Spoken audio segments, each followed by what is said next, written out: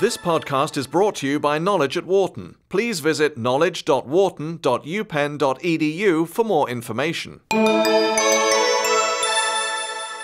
There really is nothing illegal about it, is a phrase often heard in descriptions of the practice of short selling or shorting. Perhaps that's because many casual stock market observers know only one thing about the practice. It's a bet that a particular stock will soon decline in value. To bet in favor of someone else's bad fortune carries a nefarious ring for many people. But there really is nothing illegal about short selling, at least not in the United States. That phrase has been repeated frequently in the days since the Securities and Exchange Commission announced that it would impose at least temporary restrictions on certain methods of shorting the stock of 19 key financial institutions, including the government-sponsored mortgage firms Fannie Mae and Freddie Mac. Those rules were introduced after short sellers were said to have helped drive down the shares of several major financial institutions. Knowledge at Wharton asked Wharton finance professors Marshall Blume and Franklin Allen to talk about these issues. Could you describe for us the mechanics of short selling? Short selling is a very simple procedure. Normally when you buy a stock, let's say you buy it at $50, you make money if the stock goes up, and you lose money if the stock goes down. So if the stock goes from 50 to 60, you make $10. If it goes from 50 to 40, you lose $10. Well, short sale reverses that. So if the stock goes from 50 to 60, you lose $10, and vice versa. If it goes down, you make money. Now, how does this work? Well, it's not really a very complicated process. Let's say this $50 stock, I think it's going to go down to 40. What I do is I borrow the stock from somebody, and then I sell it. When I sell it, I have $50 in the bank. The stock then falls to 40. I buy it back at $40, give the stock back to the person from whom I borrowed it, and that person still has one share, but I have $10 ahead, 50 less the 40. Now, it's important to realize that there's many other ways to make money when stocks go down. You can buy puts. I could buy a put at $50.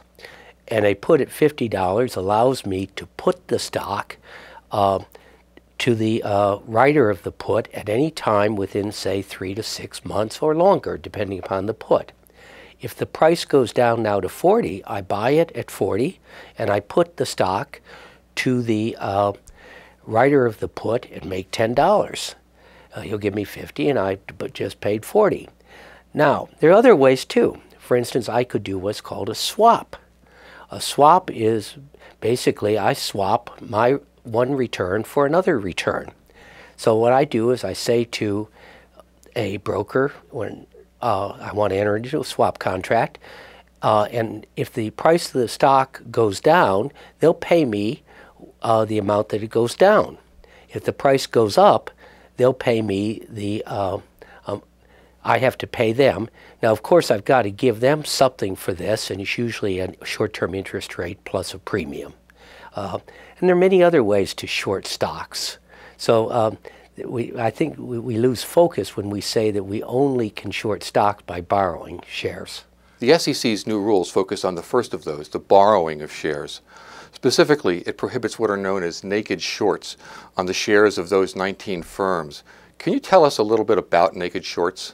A naked short, sort of a pejorative term, a naked short means that I sell a stock and I don't borrow it first.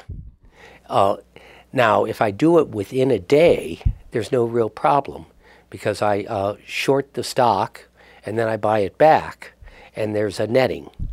So I never have to deliver the stock.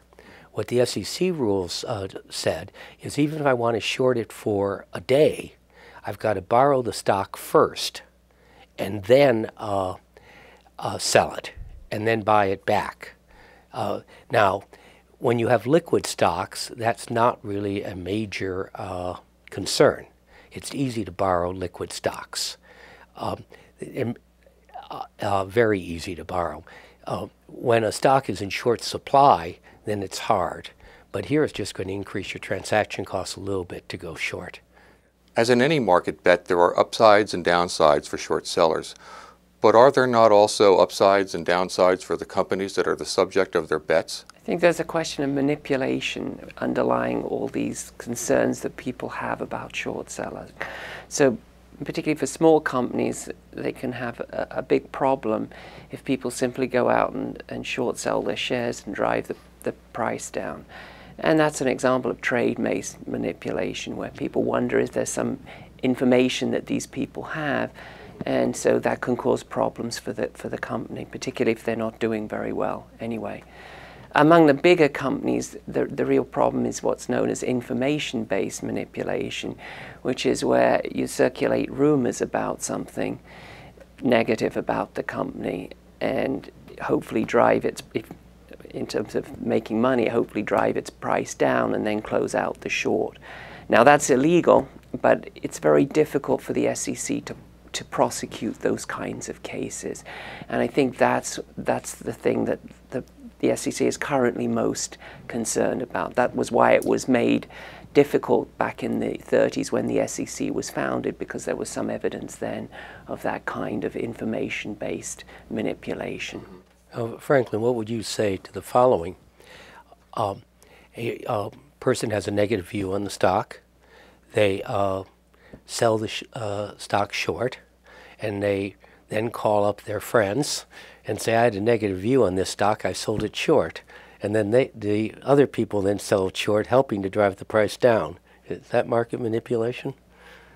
So some people would call that a bear raid, and in that case it would be illegal if they did it with the intention of driving the price down. So I think one has to be very careful as to how exactly one does this. But you're quite right, Marshall. There are many cases where if you have a negative view and you talk with your friends, then that's, you know, quite legal to do that. And I think there's a very fine line between those. So I think it is very difficult to draw these lines as to what's legal and what's illegal, and it's very difficult for the SEC to prosecute any clearly illegal actions. Some people have said that the downfall of Bear Stearns and the swoons of Freddie Mac and Fannie Mae have been attributable, at least in part, to the activities of short sellers. What do you think about that theory? Well, I think certainly there are some views that these companies were overpriced, correctly so, and they drove the price down more rapidly than they would have otherwise, but they drove it not to a price which was inappropriate. What are the stakes for the broader markets in which these bets are placed? So I think in general that the way to the academic evidence is that it has a good effect because it helps price discovery and helps information get into prices much more quickly than is the case in countries where, for example, it's illegal to short stocks. So I think it's by and large a very good thing.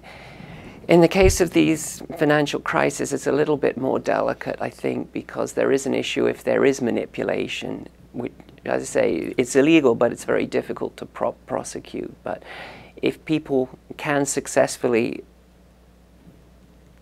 circulate rumors which are patently untrue, they have the potential to make a lot of money from doing that. Little chance of being caught and going to jail, but they could seriously disrupt the financial system. So the classic example at the moment is Lehman, for example. So the chairman of Lehman thinks that there are people out there trying to do that, and he's very concerned about that. And it may well be that they have serious problems, and Lehman could, for example, be forced to be sold. And some people believe that that's what happened with Bear Stearns, that really this was just a form of manipulation. And of course, the SEC is looking into that. So I think they do have to be careful, and they do have to check these potential breaking of the law. But it's a delicate issue, more delicate than in general, I would say. What benefits might accrue from the new regulations? I think it won't have much effect in terms of stopping short sales. It'll raise the transactions costs a little bit, as Marshall was indicating earlier. But I think this is part of a wider campaign that the SEC is involved in, which is to send a signal to the markets that they're concerned about short selling.